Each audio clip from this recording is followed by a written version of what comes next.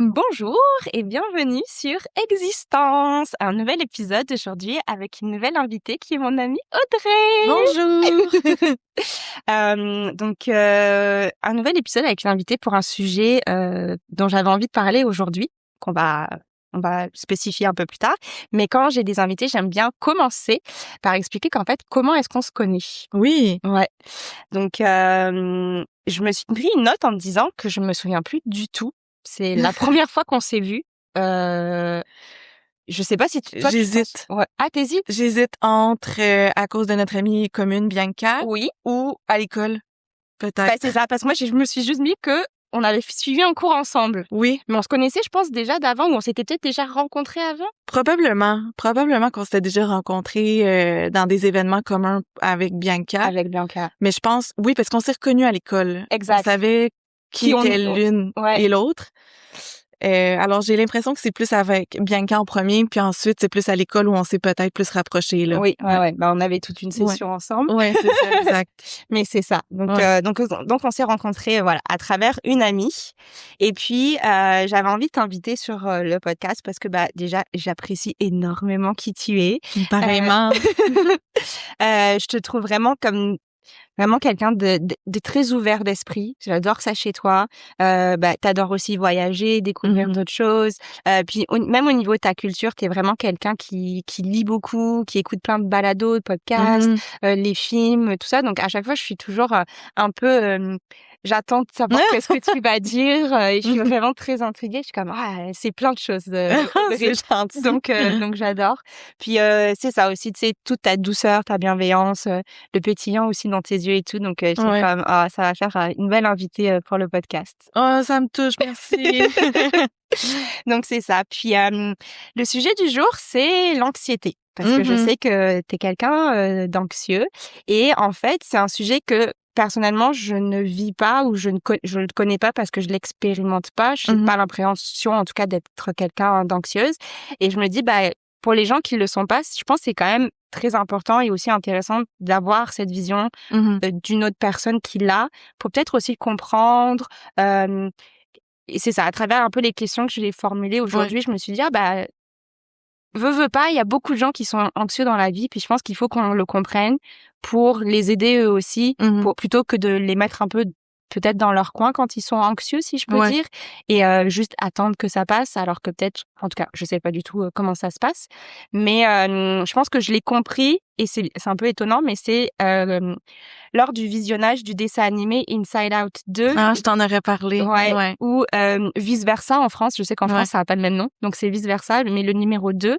Il y a eu un nouveau personnage dans le dessin animé. Et c'était l'anxiété, le petit bonhomme orange. Oui. Et quand j'ai regardé, je me suis dit, ok, donc c'est ça qui se passe ou c'est sûr que ça reste un dessin animé donc mais je trouvais que c'était bien imagé et ça a été un peu la première révélation pour moi de me dire ok, donc l'anxiété ça pourrait ressembler en fait à ça et donc clairement je le comprenais pas puis je me rappelle vraiment de l'image du petit bonhomme orange qui spinait dans la tête de la jeune fille. Je me suis dit il y a de quoi qu'il faut que je démêle un peu pour le comprendre. Donc c'est un peu le sujet du jour et pourquoi j'ai voulu t'inviter. Ben c'est un super sujet. Puis si je peux faire du pouce sur ce que tu viens de dire parce qu'effectivement le film je l'ai écouté. Puis c'est même ma psychologue qui me l'avait recommandé parce que ça image très bien l'émotion de l'anxiété pour quelqu'un qui connaît pas ce qu'est l'anxiété. Puis moi la scène qui m'a parlé le plus c'était tu sais, dans le centre de contrôle, où il y a l'anxiété qui gère, mettons, ses employés ou son équipe, qui leur travail à eux, c'est de générer le plus de scénarios qui pourraient possiblement arriver pour l'alimenter elle, puis se préparer à n'importe quel scénario. C'est carrément ça, l'anxiété. Puis effectivement, il y a dans la scène où elle tourne beaucoup sur elle-même puis qu'elle est incapable de s'arrêter. Quand on est dans une crise d'anxiété ou en détresse, c'est comme ça qu'on peut se sentir. C'est que l'anxiété, une fois qu'elle est démarrée, démarrer, on est dans un cercle vicieux, c'est vraiment difficile de s'en sortir par nous-mêmes. Donc, l'entourage a définitivement un grand rôle à jouer là, par rapport à ça. Là. Ok, Ouais. ok. Ouais, on en reviendra à l'entourage. Mais du coup, je voulais partir la conversation en me demandant, en fait, l'anxiété pour toi, tu sais, c'est un peu quoi? Comment est-ce que tu la définirais? Puis ça ressemblerait à quoi? Mais vraiment pour toi. Là, c'est vrai qu'on a pris l'image de ce film. L'anxiété pour moi, c'est un handicap. C'est comme ça que je le perçois. Parce que ça me je me sens pas, quand je vis de l'anxiété, c'est pas une émotion que j'aime vivre. Puis quand je suis en grosse période d'anxiété, souvent je suis pas fonctionnelle. Je me sens pas concentrée. Je suis obsédée par des scénarios catastrophes ou des pensées qui sont négatives ou qui me font pas du tout plaisir, au contraire qui me font peur. Donc c'est pas une émotion que j'aime vivre. Donc pour moi, elle est handicapante parce que c'est ça, je suis pas fonctionnelle quand je suis en pleine période d'anxiété. Par contre, il y a une partie de moi qui est quand même, c'est vraiment ambigu là, la façon que je peux le vivre, mais il y a une partie de moi qui est quand même reconnaissante de vivre un peu de l'anxiété parce que ça me fait de moi qui je suis aujourd'hui, une personne très empathique, très hypersensible, qui est pas du tout dans le jugement quand quelqu'un vit des difficultés de santé mentale, que ce soit relié à l'anxiété ou non. Puis je pense que sans mon anxiété, je serais peut-être pas cette personne-là que je suis aujourd'hui.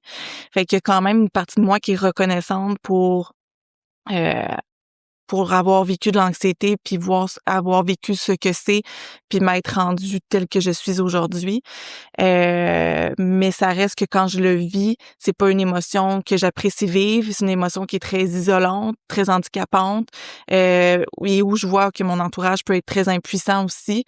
Donc, encore aujourd'hui, malgré le fait que je suis diagnostiquée avec l'anxiété depuis l'âge de 17 ans, ça reste encore une épreuve pour moi, puis un sentiment que je dois toujours continuellement apprivoiser, puis travailler fort pour me revenir un peu là, à la normale, si on veut, puis reprendre le contrôle finalement de mon anxiété. Fait que c'est jamais quelque chose qui est facile, c'est un combat de tous les jours là, finalement. Ouais. Est-ce que avec le temps, puis on va dire avec l'expérience que tu dirais que des fois, t'arrives à voir qu'elle va arriver ou elle te prend quand même toujours, ou en tout cas parfois par surprise?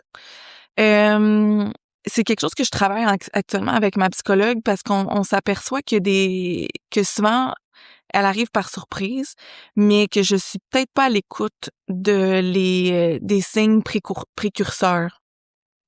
Je m'explique, c'est que souvent, mettons, quand ça m'arrive, c'est qu'il y a des situations qui me semblent hors de contrôle ou que je vais imaginer comme une montagne.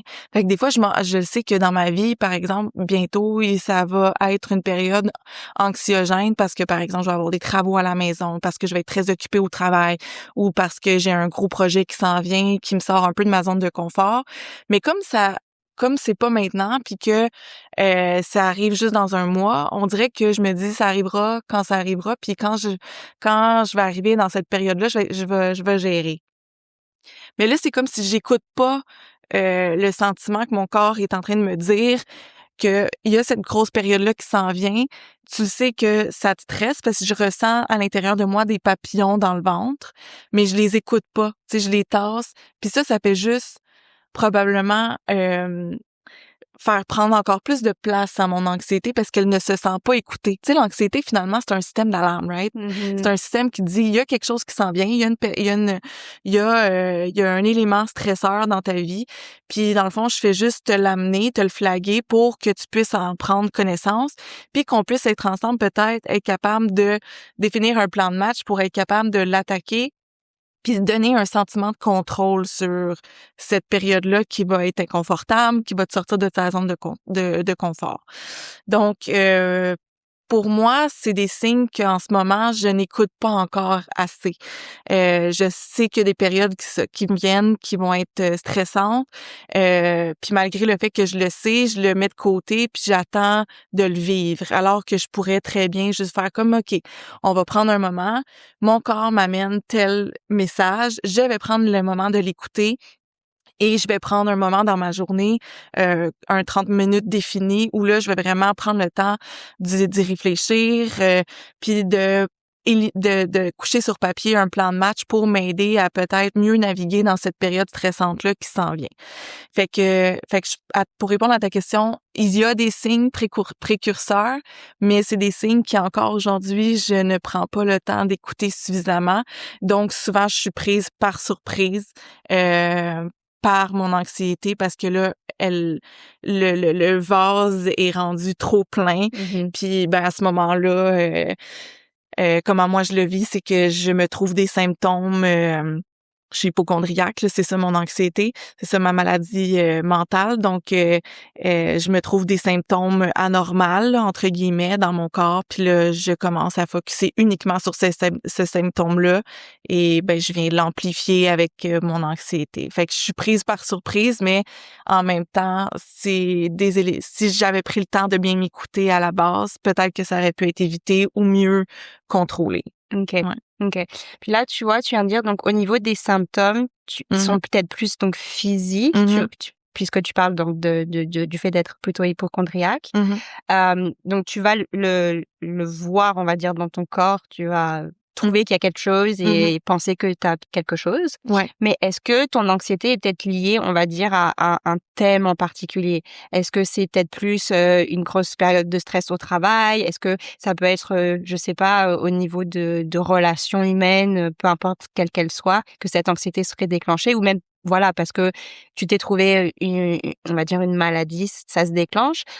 Donc, est-ce qu'il y a un peu un thème précis ou ça peut vraiment être sur, on va dire, entre guillemets, tout et n'importe quoi? Ça peut être tout et n'importe quoi, là, dans le fond. OK. C'est aussitôt que, comme, tu sais, c'est de l'incertitude, en fait, avec laquelle j'ai de la difficulté à naviguer. Mais la vie est faite Ouais. pour être incertaine.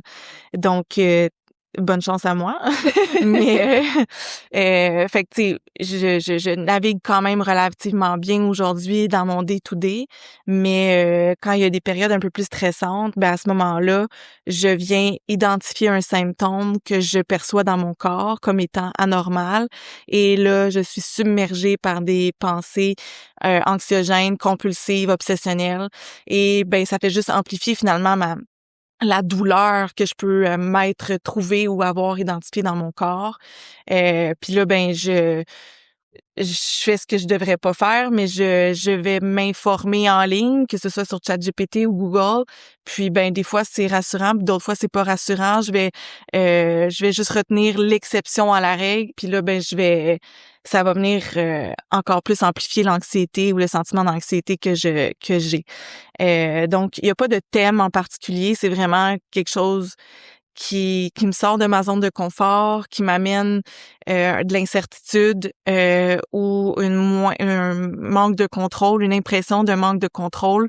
C'est souvent ça qui va générer chez moi de l'anxiété, puis qui va m'amener à identifier un symptôme anormal dans mon corps, puis qui va faire en sorte ensuite que ça va prendre toute la place, jusqu'à ce que j'aille voir un médecin.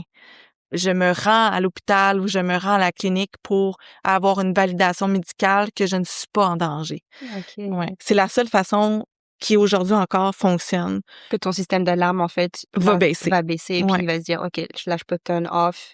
Tant aussi longtemps que j'ai pas de validation médicale que mon corps, je ne suis pas en danger. OK, Ouais. OK. Ouais. Puis est-ce que, du coup, toi, tu le vis, il y a des crises d'anxiété, puis là, elles arrivent, ça se passe, puis ensuite, elles partent. Dans le sens, tu vis avec ou tu vis sans? Il y a pas comme de demi-mesure dans ton quotidien. C'est soit elle est là, soit elle est pas là. Est-ce que c'est un peu comme ça? Ben, elle est toujours là parce que, OK. tu sais, je suis une personne qui se crée facilement des scénarios catastrophiques, là. Donc, si par exemple, mon copain me dit je sors avec mes chums de boys ce soir, je suis censée revenir à 1h du matin, par exemple, puis que là, je me réveille dans pleine nuit, il est 2h30 du matin. Ça arrive pas souvent, là. Je prends un exemple parmi tant d'autres, mais puis que là, j'ai pas de ces nouvelles. c'est sûr que je me dis, mon Dieu, j'espère qu'il est correct, qu'il n'y a pas eu d'accident de voiture. Puis là, généralement, je l'appelle, il me répond. Puis il a oublié, par exemple, de m'informer qu'il allait arriver plus tard. La plupart du temps, ça arrive pas, mais c'est déjà arrivé. Donc ça, c'est sûr que ça va me rendre un peu plus anxieuse. Je vais m'imaginer un scénario catastrophique qui est un accident, par exemple, de voiture. Fait que elle vit avec moi quand même dans mon quotidien. Mais c'est pas ça devient pas une crise d'anxiété où je deviens pas fonctionnelle. Tu sais, aussitôt que j'ai des nouvelles de mon conjoint, mon copain, là, je peux passer un autre appel, je vais quand même me rendormir puis on n'en parle plus. Mais c'est facile quand même pour moi dans mon quotidien de m'imaginer des scénarios catastrophiques ou de m'imaginer le pire. Fait que je me fais des peurs. Mais des crises d'anxiété à proprement dites, elles viennent et elles partent. Fait que elles, je n'habite pas avec elles dans mon quotidien. Puis je les sens venir comme on en a parlé, mais il y a d'autres moments où je les sens pas nécessairement venir, puis ils vont m'apparaître vraiment comme par surprise. Mais quand je commence à les analyser, à les regarder sous tous ces angles. Là, avec ma psychologue, on s'aperçoit qu'il y a eu peut-être des signes précurseurs que je n'ai pas écoutés. Okay. Fait que oui, j'habite avec l'anxiété dans mon quotidien, mais les crises d'anxiété vont partir et vont venir par elles-mêmes. Puis quand je suis dans ces crises d'anxiété-là, si c'est lié à la santé, la seule façon pour moi de m'en sortir, c'est vraiment d'avoir un avis médical qui va venir me rassurer sur ma santé, justement. Okay. Ouais. Donc, tu viens de le dire qu'au niveau, si c'est une crise d'anxiété, qu'il y a quelque chose de médical, tu as besoin donc de l'avis d'un médecin. Pour les autres, on va dire, aspects, c'est quoi qui t'aide vraiment? Bon, tu vois une psychologue, donc tout le travail que tu fais aussi avec elle t'aide beaucoup, mais tu sais, peut-être dans les choses que tu arrives à toi apprendre, en fait, déjà à faire et que tu as déjà ces habitudes. Est-ce que tu es un peu comme une boîte à outils d'anxiété? Absolument. Est-ce que je sais pas, est-ce que c'est du journaling? Est-ce que c'est prendre une marche? Comme pour toi, c'est quoi elle est composée de quoi en fait cette boîte à outils? Ben de plusieurs outils parce qu'il y a des outils qui fonctionnent bien pendant un moment puis il y en a d'autres qui fonctionnent moins bien pour d'autres moments. Donc c'est important d'avoir plusieurs outils. Moi ce qui m'aide c'est définitivement l'activité physique. Okay. Donc c'est pas nécessairement un sport en particulier mais j'ai besoin de bouger. Que ce soit d'aller courir, d'aller au gym, d'aller marcher à l'extérieur avec mon chien, j'ai besoin de bouger, c'est sûr que ça pour moi c'est important d'avoir de l'activité physique quasi tous les jours pour m'aider justement à mieux contrôler mon anxiété, d'avoir de la bonne fatigue, d'être capable de mieux dormir aussi le soir. Évidemment, moins consommer d'alcool. L'alcool, c'est un dépresseur. Ouais. Je me suis rendu compte que plus j'en consommais, oui, ça me fait sentir bien le moment où j'en bois, mais souvent, après ça, je me sens plus anxieuse par la suite. Donc, de limiter ma consommation d'alcool, ça m'a aidé. Ensuite de ça, lire un bon livre, ça m'aide. Ma thérapie avec ma psychologue, ça m'aide aussi d'être bien entourée. Tu sais, tantôt, on parlait un peu de le rôle de l'entourage. L'entourage, c'est vraiment important à ce stade-ci. Rester occupé, d'avoir des gens aussi à qui je peux en parler sans me sentir jugée ou des gens avec qui je peux simplement me changer les idées puis qui va respecter aussi peut-être que aujourd'hui, je me sens plus anxieuse puis que j'ai juste besoin de me changer les idées aujourd'hui sans devoir en parler. Ça aussi, ça fait du bien. Fait que ça, c'est mes principaux outils. C'est sûr que d'écrire aussi mes pensées sur papier, ça me permet de les externaliser, puis de les sortir donc un peu de moi-même. Quand je les relis ou quand je les relis plus souvent, ils m'apparaissent un peu moins anxiogène parce qu'on dirait que je viens m'habituer à la pensée. Fait que ça aussi, ça peut aider. Méditation, relaxation, j'aurais dû le nommer plus tôt, là, mais ça aussi, ça m'aide beaucoup. J'ai des applications que j'utilise sur mon cellulaire qui m'aident justement à prendre un moment pour respirer 5 minutes, 7 minutes. Puis c'est vrai que ça vient calmer vraiment beaucoup les émotions ou même les symptômes physiques qu'on peut ressentir avec l'anxiété. La méditation, je devrais en faire plus souvent. Quand je vis des périodes d'anxiété, là, j'en fais régulièrement, quasi tous les soirs pour m'aider à m'endormir, des fois même le matin. Ça m'aide beaucoup. Fait que ça, c'est des outils, l'activité physique, relaxation, méditation, l'entourage, rester occupé, la lecture, écouter un bon film, du temps de qualité avec des amis ou sa famille, son entourage, ça fait vraiment du bien. Fait qu'il y en a d'autres qui auront d'autres outils, mais ceux-là sont pour moi ceux qui ont été le plus les plus forts, les plus puissants là, pour m'aider à naviguer à travers mon anxiété. Là. OK. Puis en parlant de l'entourage, est-ce que tu dirais que par exemple, c'est plus simple de parler de ton anxiété avec quelqu'un qui est aussi anxieux ou pas nécessairement parce que si les deux vous êtes anxieux, des fois vous pourriez comme en fait venir augmenter le volume de cette anxiété-là ou pas nécessairement? Je préfère de toute évidence en parler avec des gens qui connaissent ce qu'est l'anxiété. Okay. Ouais. Parce que non, on vient pas s'alimenter dans nos différentes anxiétés. Au contraire, je me sens comprise, je me sens pas jugée, puis on dirait que la personne a des meilleurs mots pour me rassurer que quelqu'un qui en a jamais vécu. Puis je peux pas leur en vouloir parce qu'ils en ont jamais vécu. Mais ils sont impuissants, ces gens-là. Puis souvent, ils vont peut-être prendre ça plus à la légère que comment moi je me sens quand je suis dans une grosse période d'anxiété. C'est vraiment de la détresse psychologique. Là. C'est comme ça que je me sens quand je suis dans une grosse période d'anxiété. Puis les gens qui en vivent pas, ben ils ont de la difficulté premièrement à comprendre comment je me sens.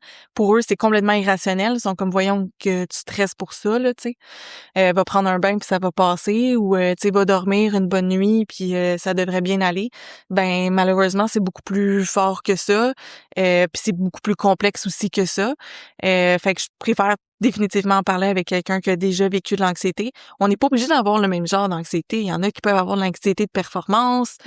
Ça peut être d'autres types d'anxiété. Mais au moins, on se comprend parce que ce qu'on ressent physiquement puis comment on peut se sentir en détresse psychologique, ben on se comprend à ce niveau-là. Il y a des points communs dans les ressentis, dans les émotions. Donc, on se vient pas s'alimenter nécessairement.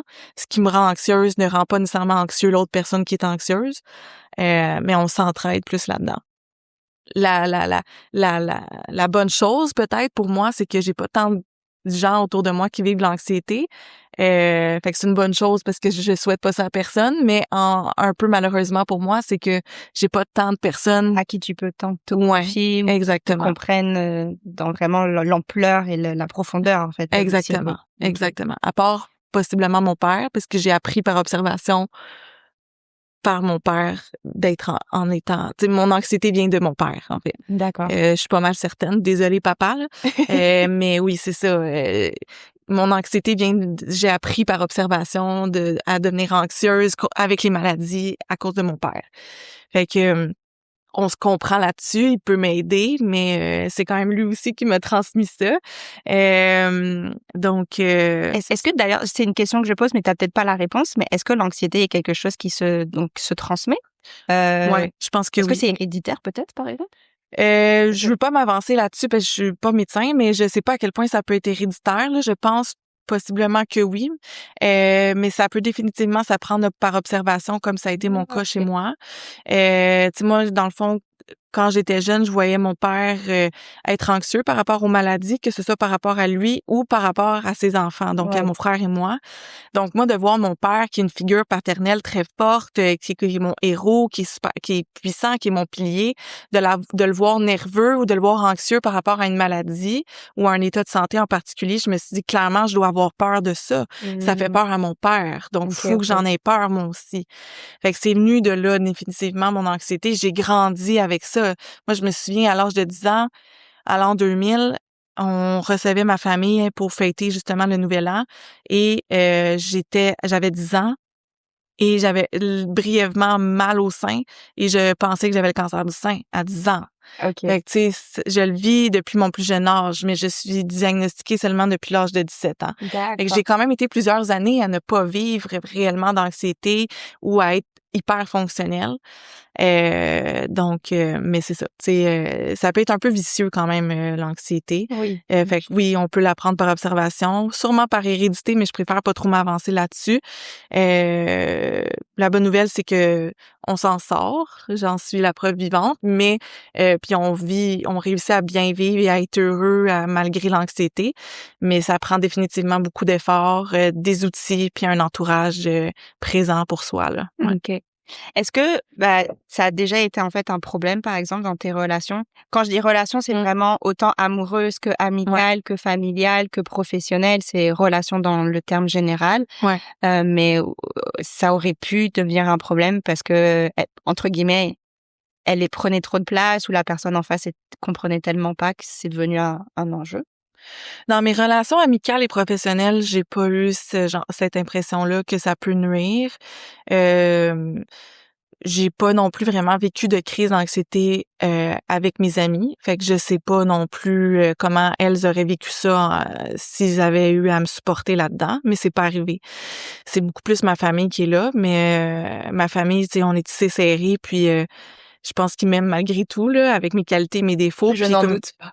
Puis comme j'ai dit, mon père a vécu aussi de l'anxiété, en vie des fois encore aujourd'hui. Puis j'ai pu aller chercher quand même du support chez lui parce que je sais qu'il me comprend. Mais dans mes relations amoureuses, c'est déjà arrivé. J'ai déjà eu des commentaires dans ce sens-là par le passé, comme quoi mon anxiété, ça pouvait être difficile pour eux de gérer parce qu'ils se sentent impuissants ou Ouais, pour ils juste sautent. incompris. Ouais, Ouais. puis c'est ça, d'être accompagné de quelqu'un des fois qui se crée des peurs ou ça crée aussi de l'irritabilité quand même, être anxieux là. Donc à la base, je suis pas une personne très patiente. Donc quand je suis dans une période plus anxiogène, ben je suis encore moins patiente, je Mhm. suis plus irritable, je dors moins bien, donc je suis moins agréable à vivre. Je suis loin à ce moment-là d'être la meilleure version de moi-même. Donc, ça peut être difficile pour eux de m'accompagner dans mon quotidien là, quand c'est comme ça que je me sens. Donc oui, j'ai déjà eu des commentaires comme ça à cet effet-là par le passé. Euh, Aujourd'hui, je pense que ça va mieux. Euh, Ça veut pas dire que j'ai pas des mauvaises journées, mais je prends de la médication, c'est pour m'aider maintenant. J'ai recommencé tout récemment. Donc ça, je pense que mon conjoint actuel voit quand même une certaine différence depuis que j'ai recommencé la médication. Ça veut pas dire que l'anxiété va pas revenir, mais je pense que lui aussi a appris à me connaître dans les dernières années. Il voit aussi qu'est-ce qui fonctionne bien, qu'est-ce qui fonctionne moins bien avec moi. Puis il sait un peu plus là comment naviguer aussi à travers ça. Je sais qu'il est allé chercher des outils lui-même ou s'informer lui-même Mm. pour voir comment il peut mieux m'accompagner en étant mon conjoint. Mais ça reste que c'est jamais vraiment évident pour moi et ni pour eux. Quand on est dans des grosses crises d'anxiété, là, ça me rend, au-delà de pas être fonctionnel, ça me change au niveau de ma personnalité. Donc, c'est sûr que définitivement, ça a un impact sur eux, là, ceux qui m'accompagnent dans ma vie quotidienne à tous les jours, là. Mhm. Ouais. Puis comment en fait on peut t'aider Mhm. toi Audrey, mais aussi vous les personnes qui sont anxieux en tant que personne ne l'étant pas.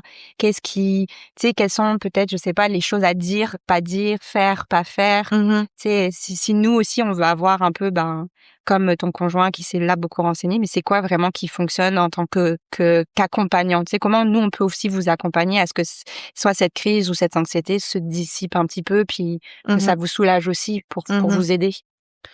Ben, premièrement, de reconnaître que l'anxiété, c'est une maladie en soi, là, une maladie mentale en soi, puis que c'est pas nécessairement quelque chose qui est à prendre à la légère ou qui est que la personne fake là, tu sais, Mhm. c'est réel, c'est quelque chose de réel, c'est quelque chose qui est vrai.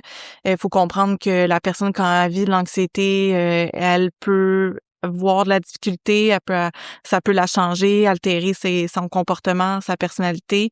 Donc, je pense que juste de comprendre ça, d'accepter ça, de reconnaître que ça, que c'est une réalité chez des personnes anxieuses, déjà là, ça peut être vraiment aidant.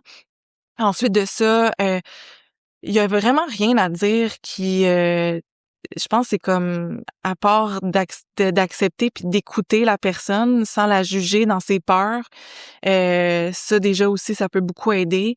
Ou sinon de lui proposer des activités pour se changer les idées, puis de juste être présente, d'avoir une épaule sur qui se déposer là, le temps qu'on vit de l'anxiété, ça peut vraiment, juste ça, vraiment être aidant. Donc, je dirais reconnaître que la Mhm. personne vit un moment de Ouais. détresse, vit une période difficile reliée à l'anxiété, peu importe ce qui crée chez elle l'anxiété, de proposer d'écouter ce qui peut la rendre anxieuse aujourd'hui, de pas venir dédramatiser ou de venir invalider ses sentiments. Ouais. Des fois, ça peut être plus fort que nous, puis on pense que ça peut être aidant en disant inquiète-toi pas avec ça, ça va passer, ou t'as pas à te stresser avec ça, j'ai déjà eu ça, puis c'était rien de grave. Non, tu sais, des fois, c'est juste de dire comme elle, en ce moment, elle a peur de ça, donc je vais juste l'écouter puis accepter que il y a rien que je puisse dire en ce moment pour l'aider. Je vais juste l'écouter, reconnaître, puis lui proposer des activités si elle en a l'énergie pour se changer les idées, puis être là pour elle au besoin. Là. Moi, je dirais que c'est pas mal ce que l'entourage peut faire pour moi. Mais je veux pas parler pour les autres. Oui, Là. Il y bien a sûr. peut-être des gens qui vivent d'autres types d'anxiété, d'autres types de maladies mentales qui demandent un accompagnement plus plus présent là. Pour l'instant, moi de mon côté, c'est ça qui est aidant là, de la part de mon entourage. Ouais. Ok. Ah, intéressant. Je pense que ça faisait un peu le tour de toutes les questions que j'avais. Je sais pas s'il y a des choses que j'ai pas posées et auxquelles tu penses que ce serait intéressant d'en discuter aussi. Ben, je sais pas tout ce que j'ai à dire s'il y a des gens qui vivent de l'anxiété. J'ai juste envie de leur donner un gros câlin parce que c'est vraiment, ça peut vraiment être souffrant. Puis de pas hésiter d'aller chercher de l'aide, d'en parler premièrement, d'aller chercher des outils parce que ben il y a moyen de s'en sortir aujourd'hui quand on se donne ce moyen-là. Que ce soit avec la psychothérapie, je sais que c'est pas tout le monde qui peut s'offrir ça, mais il y a la médication aussi. Moi, ça a été long avant que j'accepte d'aller vers la médication. J'ai fighté longtemps, j'ai combattu longtemps avant d'aller vers la médication, mais aujourd'hui, je suis contente d'y être allée.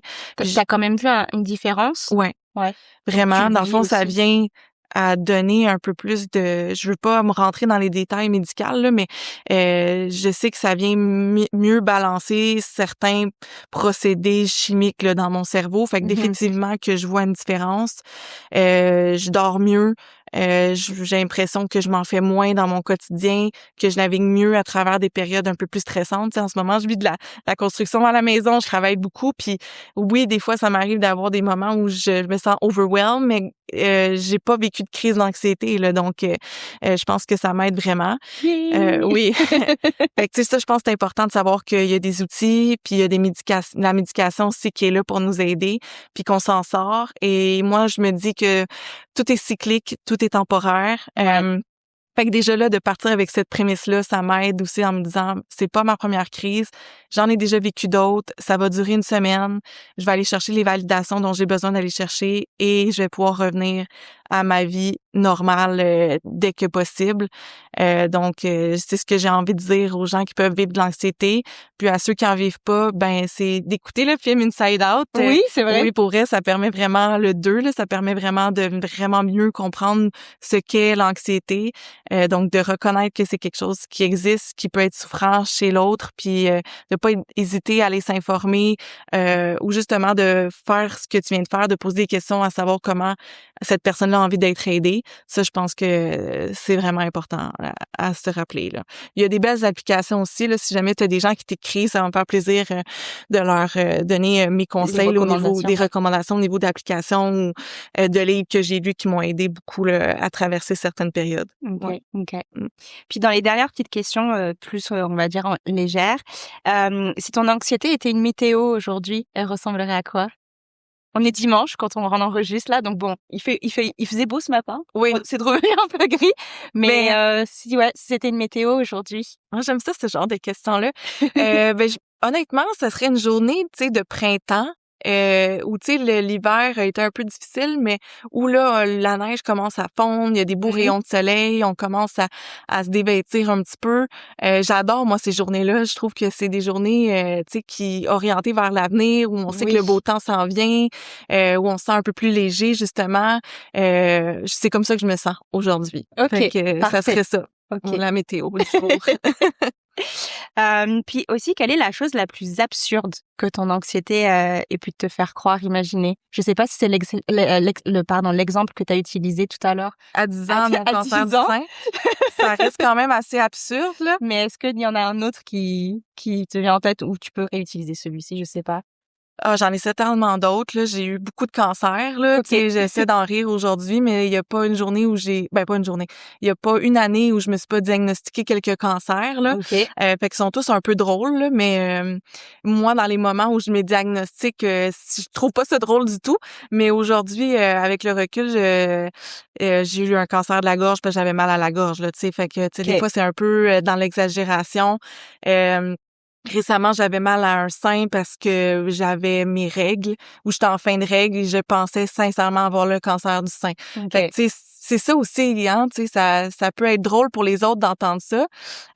Aujourd'hui, comme je te dis, je suis capable d'en rire, mais ça Sur le reste que, moment. c'est ça, je vais en revivre et sur le moment, ce n'est pas drôle du tout. Je suis vraiment en grande souffrance et je suis très convaincue d'avoir une maladie grave, donc, mais ce sont tous un peu absurdes, là, quand même. Mais je pense que celle des seins, le cancer du sein à 10 ans, c'est probablement Mais disons que ça reste parce que tu étais très jeune. c'est Ouais. très jeune, là. Je pourrais même pas de le sein fait encore, en là. fait, même le fait qu'à 10 ans, tu saches qu'est-ce qu'est un cancer, Oui, parce que je pense que c'est jeune. Je pense pas que si on on demandait pense à... pas à ça à 10 ans normalement, Non, là. il y en a, je pense qu'ils savent même pas qu'est-ce que c'est vraiment, en Non, fait. non, c'est ça. Fait que c'est quand même probablement mon top 1. OK. Ouais, OK. ouais. Je te laisserai savoir si jamais j'en ai d'autres et j'espère que non, mais ouais, ça reste, je pense, mon top 1. OK. Ouais, Parfait. Enfin, pas parfait, mais ouais, je comprends. ouais. Et ma dernière question pour toi, Audrey, que j'aime bien poser à mes invités, vu que le podcast s'appelle Existence, qu'est-ce que exister veut dire pour toi, de manière générale? Pour moi, exister, c'est premièrement, je suis vraiment reconnaissante d'exister là. Je trouve que c'est un privilège. Surtout, tu sais, on est bien là quand on se compare des fois au reste du monde. Mais pour moi, exister, c'est d'avoir des beaux moments comme des moins bons moments. Puis c'est d'être capable de trouver des gens autour de soi avec qui on a envie de vivre ces beaux et ces moins beaux moments-là. Donc, je dirais que c'est un privilège, mais c'est aussi des fois des défis. Mais ces défis-là nous permettent après ça d'apprécier les plus beaux jours. Mais c'est ça la vie, c'est des hauts, c'est des bas, c'est de vivre avec de l'incertitude. Fait que pour moi, c'est un peu ça l'existence. Mais de toujours se retrousser les manches puis de regarder vers l'avenir avec un œil très positif, brillant pour et espérer que le meilleur est à suivre. Ouais. Ah, intéressant. Mmh. J'aime beaucoup le fait que tu aies utilisé le mot privilège. Tu Ouais. vois? Ouais. Mmh. J'adore en fait poser cette question parce que les réponses sont quand même différentes. Oui, c'est sûr. Et j'adore. Ouais. Pour moi, c'est réellement ça. Ouais. C'est vraiment un privilège dans le monde dans lequel on vit ici au Canada et Québec, là. Oui. C'est un privilège. Oui. Donc, c'est ça. C'est d'avoir des moins bonnes journées, des très belles journées aussi, d'être capable de les apprécier quand les bonnes journées sont là. Ouais, dans les deux cas. Exactement. Ouais. Ouais. OK. Ah, parfait. Écoute, Audrey, merci pour ta présence. Merci d'avoir accepté l'invitation. Merci de m'avoir invitée. J'espère que ça va aider quelques personnes, notre discussion du jour. Ouais. Et puis, merci pour ton existence. Ah, merci pour ton existence à toi aussi, Jade.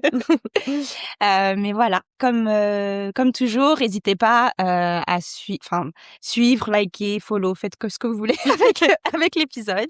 Et puis, c'est Jadou qui vous fait des bisous. Bye!